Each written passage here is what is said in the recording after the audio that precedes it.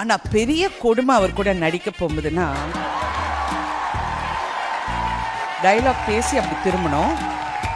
அந்த 3வது லைனில் தான் கண்ணீர் வெளியே வரும். இது என்ன டேப்பாக வச்சுருக்கேன் நான்?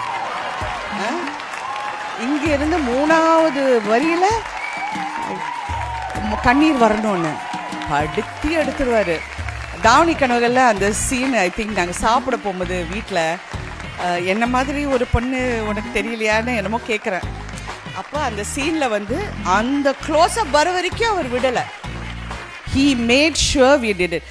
ஆனால் இதில் ஒரே ஒரு சீக்ரெட் நான் சொல்லணும். நாங்கள் 2 பேரும் நிறையா படங்கள் பண்ணியிருக்கோம். இன்று போய் நாளை வா, அந்த கதைக்கு நான் வரேன்.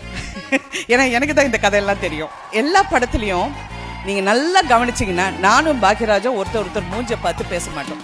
டைலாக் நீங்க தான் அவரை அதிகமா வந்து வம்பு இழுப்பீங்க அப்படின்ற ஒரு இன்ஃபர்மேஷனும் எங்களுக்கு வந்து. ராஜா நிஜமா இல்லையே? இப்போதான் கன்ஃபார்மாக டவுட் வருது மேடம். ஆமாம், இப்போ கன்ஃபார்ம் ஆகுது மேம். நான் அப்படியெல்லாம் பண்ணுறதே இல்லை. அவர் டான்ஸ் ஆட போகும்போது மட்டும்தான் அப்படியே நிற்பேன், தவிர நான் எதுவுமே சொல்ல மாட்டேன். அல்ல, ஒன்றுமே சொல்ல மாட்டேன். அவர் நாங்கள் 2 பேரும் அவர் கேளுங்க, ஒருத்தர் மூஞ்சி பார்த்து நாங்கள் டைலாக் பேச மாட்டோம். What is the problem? அவர் சிரிக்க ஆரம்பிச்சிடுவார், நான் சிரிப்பேன். அதனால we'll both stand like this. நான் இப்படி பார்த்து பேசுவேன், அவர் அப்புறம் ஹில் கட் டு க்ளோஸ். நீங்கள் அவர் படங்கள், பழைய படங்கள் எடுத்து பாருங்கள், 2 பேரும் ஃபேஸை பார்த்து பேச மாட்டோம். ரொம்ப ரேர். அப்படி பேசணுன்னா டக்குன்னு பேசிட்டு அப்படி போயிடுவோம்.